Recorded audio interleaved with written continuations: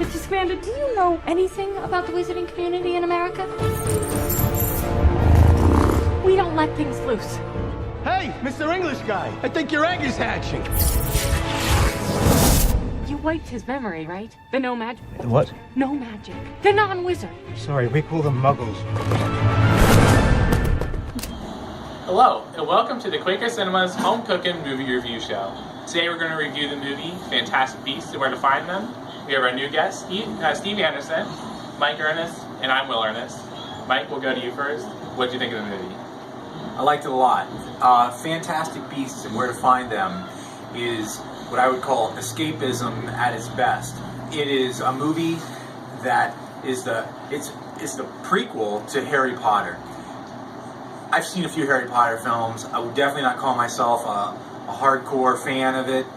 It absolutely does not matter. This is a movie that draws you in, I think, from the get-go. Fantastic visuals, fantastic score to the film. It has all of those things that bring your senses in right away.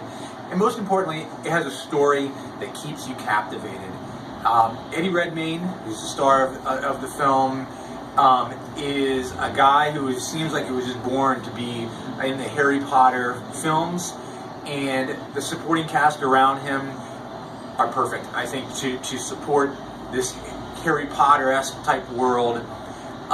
It's set in New York, so it's different in that respect, but it has a lot of the same qualities. These strange characters, these strange beasts that they are pursuing in the film, and while I cannot recall his name, the baker who they are really following, I really enjoyed his character. Jacob, thank you.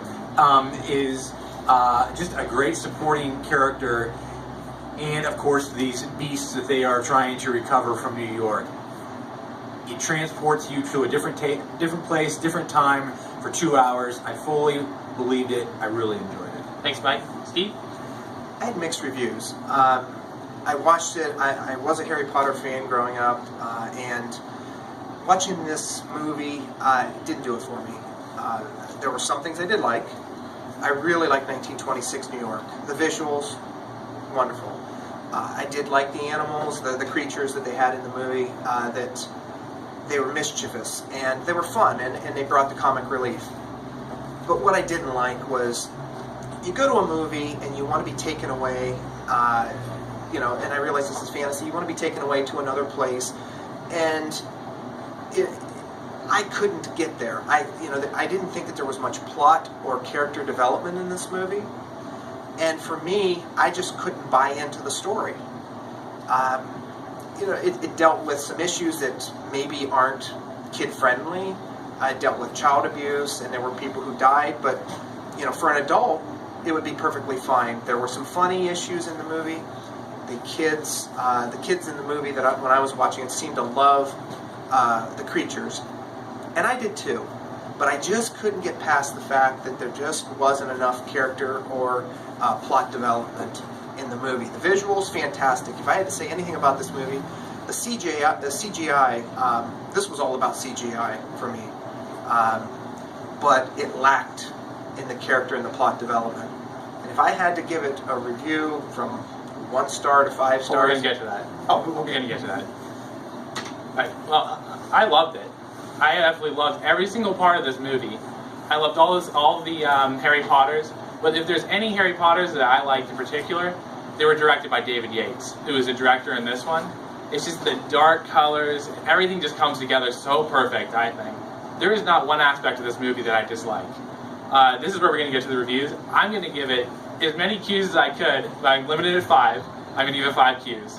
Steve? I'm going to give it 2.5 Qs. And again, the CGI was fantastic, but I just lacked in other areas that I was looking for. And Mike? There's a good point, Steve. There's sometimes in a film you just get drawn in, other times you don't, and it's kind of hard to put your finger on it. For some reason, this one I did. So I'm going to give it 4 Qs, but I can appreciate, 5's tough to attain. But I liked it. I'm going to give it 4 Qs. All right. And any upcoming movies? Yes. The Quaker is going to be showing the new Disney film Moana, and shortly after that, we will have the Rogue One Star Wars feature. All right. And that's all for our review show today. Thank you for watching.